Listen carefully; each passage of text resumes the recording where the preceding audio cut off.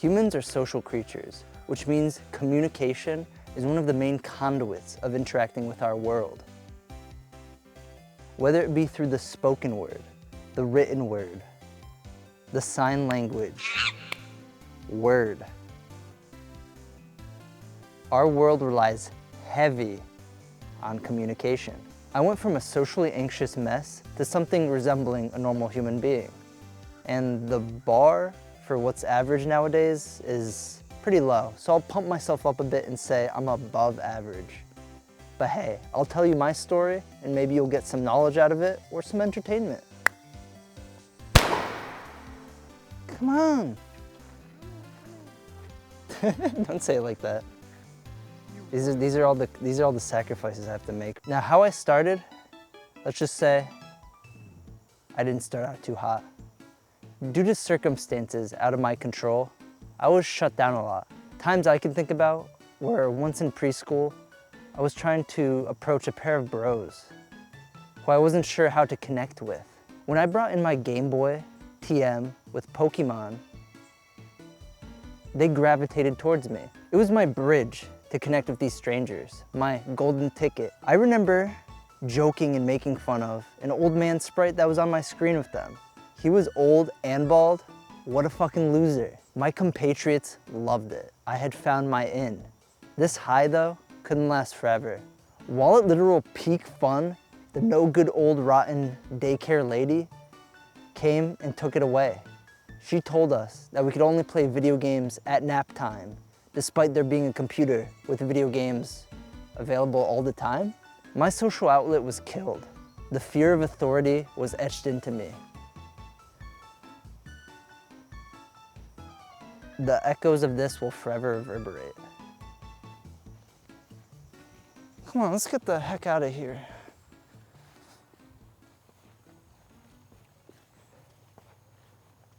Another similar story was me writing about my Game Boy in school. Common thread, I know. It was an assignment like, what are you excited for this weekend? So, as a gamer by trade, I wrote what I was really excited for when I got back home from school. When my mom saw that I was writing about playing games, she told me not to do that since it made her look bad.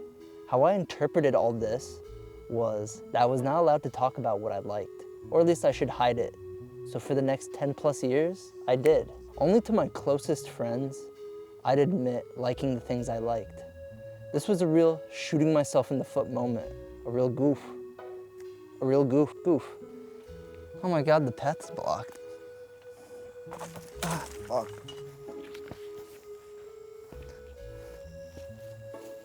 One final story is getting in trouble for making a joke in class. One of the girls in my first grade class was moving away, and in a stroke of comedic genius, I thought it'd be funny to say that I was glad she was moving away.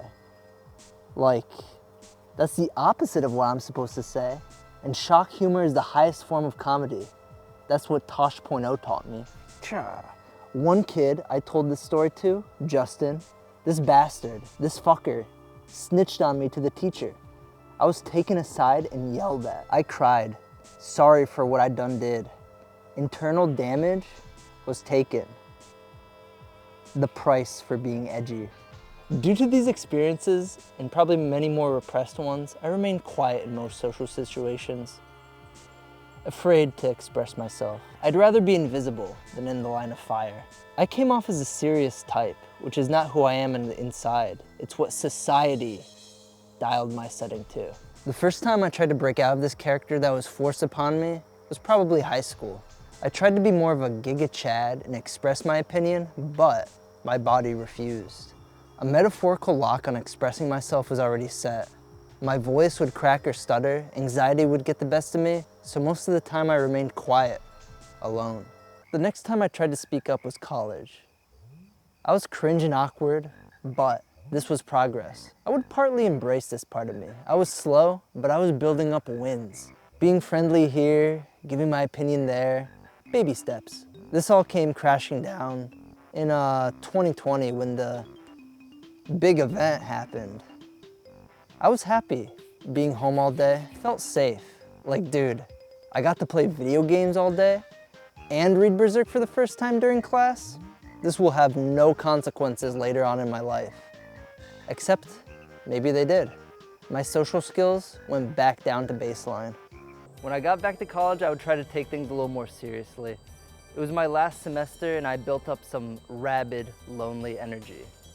It being winter and it looking like the bombs just dropped, with all the trees dead and everyone wearing masks, was a bit demoralizing. It felt like a hopeless world, but I still had to try. I remember being in a philosophy class in my last semester, filled with mostly ladies. Now, whenever the questions came to me, instead of giving my one-word responses, my old bread and butter, I'd give like a more thorough answer and somewhat speak my mind. Whether it be the serious topic of the trolley problem or something more lighthearted like abortion, I'd give my honest opinion. In these moments, I would manifest every ounce of bravery contained in all of SEAL Team 6 on their most iconic mission. This was me getting out of my shell. I was gaining experience. After that semester though, I was done with college and I'd made no friends. Like I talked to people, but it was all very surface level and I made no deep connections. And that was my fault partially. I wasn't acting like my true self. I still had my friends from high school and middle school, so I wasn't completely alone, but not making friends in the place that you're meant to make them, it stung. Like shit, what was wrong with me? Was I broken in some way? So after all this, I decided to go out of my way to talk to people in the one last place I had left. The gym was a place I went to consistently that had a few people my age and a few people in general. So what I started to do was I smiled at people, said hi. Many didn't smile or say hi back, but a few did. And those little baby steps, that's what mattered. After that, I tried to go up and talk to people. I'd ask them why they're doing the exercise they're doing, or I'd compliment them on a graphic on their t-shirt. I'd even go up to girls because I had shoulder-length hair at the time and ask them for hair tips. Most people were pretty friendly, and some would even come up and try to talk to me after that. I would try to talk to at least 2 people a day. Despite all this, I didn't make any true friends, but my social skills were going up and I was getting better. I got closer to people, especially more than college, but I didn't break through the making meaningful friends barrier. I just wasn't meeting my tribe of people. The luck aspect wasn't in my favor. After about 6 months of this, I was a little tired of being a social butterfly. It was tiring. I was also a year out of school with no job prospects. Interviews were few and far between, and even when I did get them, I never made it to the second round. So I decided to get a job at a place that may boost my social skills up a bit more. A wedding venue. The reason I found this job was through a person I actually talked to at the gym. He told me to apply to a diner that was in this town that I never realized how close it was. So I applied to a few jobs in that town, one being my next one, this wedding venue, this wedding place.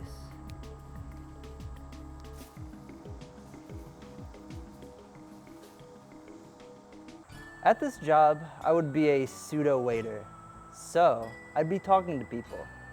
In my first month of the job though, I felt a bit alienated.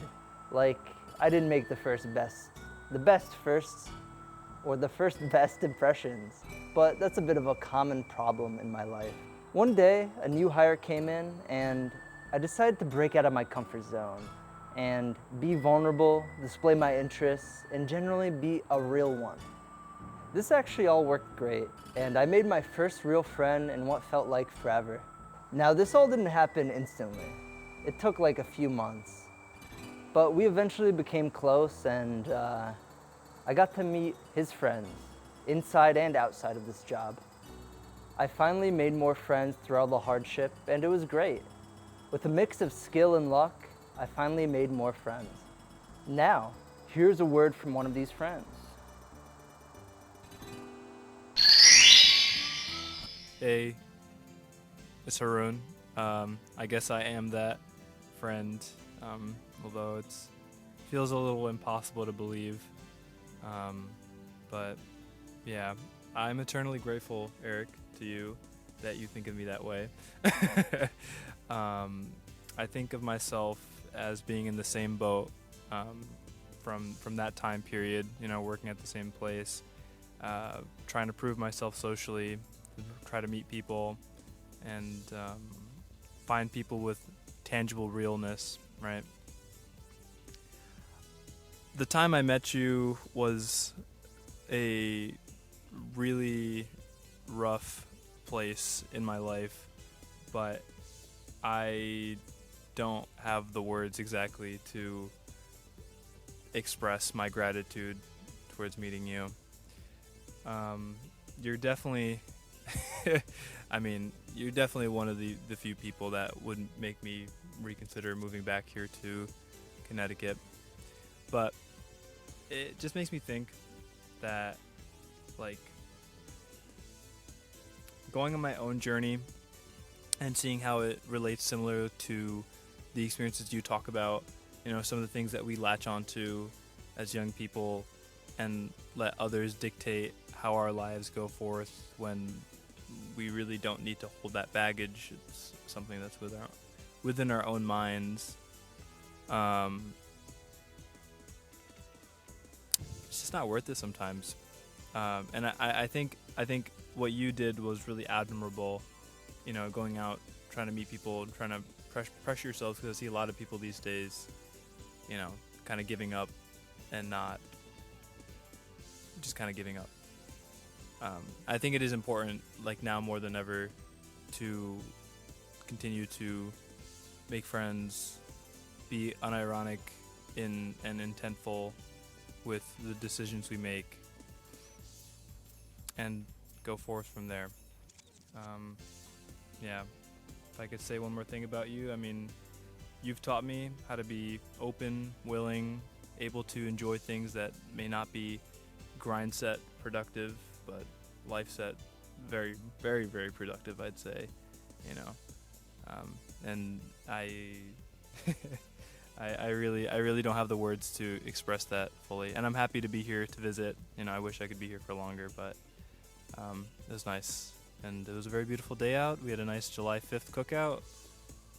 Thank you, Zaki, and yeah. Make friends, meet people, do shit, be cool. Yeah.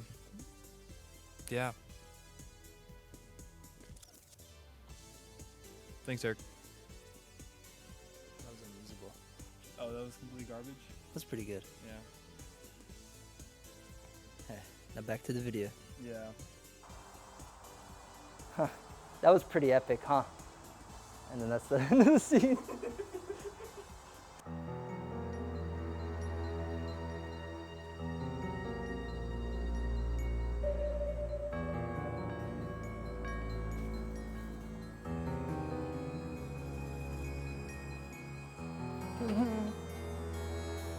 And then cuts to then it's perfect. The more I talked to people, the more I learned what was socially correct, and that being my own character and expressing myself was never really a problem. There's no perfect roadmap for this, and everyone's journey is gonna be different.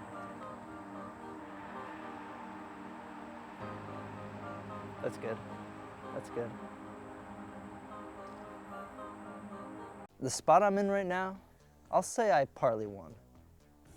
Now socially, I still have room to grow, but I got the ball rolling, and that's what matters. Hey, I can talk to people.